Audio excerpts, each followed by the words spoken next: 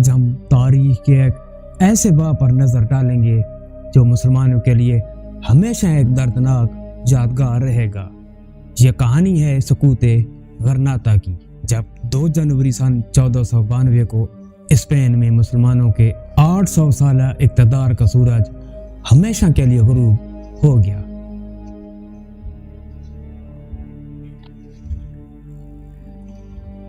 سات 711 عیسوی میں طارق بن زیاد کی قیادت میں مسلمان افواج نے اسپین کی سرزمین پر قدم رکھا۔ طارق بن زیاد کا وہ مشہور حکم آج بھی تاریخ کا حصہ ہے: جہاز جلا دو، اب واپسی کا راستہ نہیں۔ فتح یا شہادت میں سے کسی ایک کو چننا ہوگا۔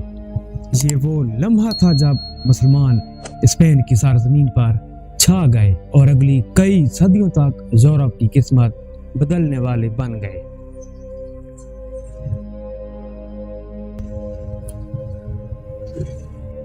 مسلمانوں نے اندلس کو علم، فن، ثقافت اور تعمیرات کا مرکز بنا دیا۔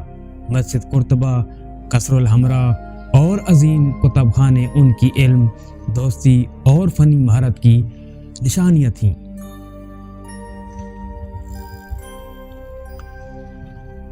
یہاں ابن رشد، ابن حزم، زہراوی اور ابن طفیل جیسے نامور سائنسدان اور فلسفی پیدا ہوئے جنہوں نے دنیا کو علم و ترقی کے نئے راستے دکھائے۔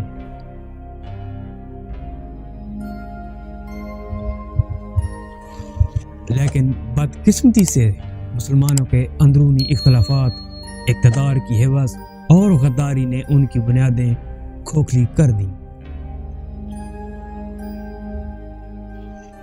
غرناطہ جو مسلمانوں کا آخری قلعہ تھا، اپنے ہی ہاتھوں کی کمزوریوں کی وجہ سے عیسائی حکمرانوں ملکہ ایزابیلا اور شاہ فرنینڈو کے سامنے جھک گیا۔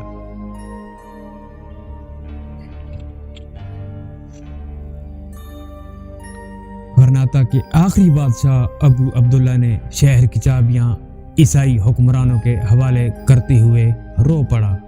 تاریخ کے صفحات میں وہ لمحہ آج بھی محفوظ ہے جب اس کی ماں نے اسے کہا، جب سلطنت کی حفاظت تم مردوں کی طرح نہ کر سکے تو اس پر عورتوں کی طرح رونا بے سود ہے۔ یوں 800 سالہ شاندار مسلم اقتدار کا اختتام ہوا۔ آج بھی اسپین کی مساجد گرجا گھروں میں تبدیل ہیں اور ان کے در و دیوار مسلمانوں کے زوال پر لوح کناں ہیں۔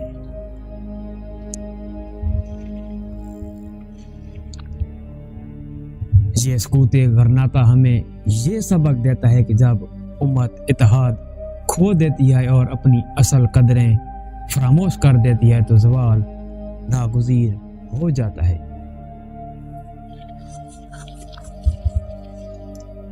اگر آپ کو یہ ویڈیو پسند آئی ہو تو ویڈیو کو لائک اور چینل کو سبسکرائب ضرور کر دیں۔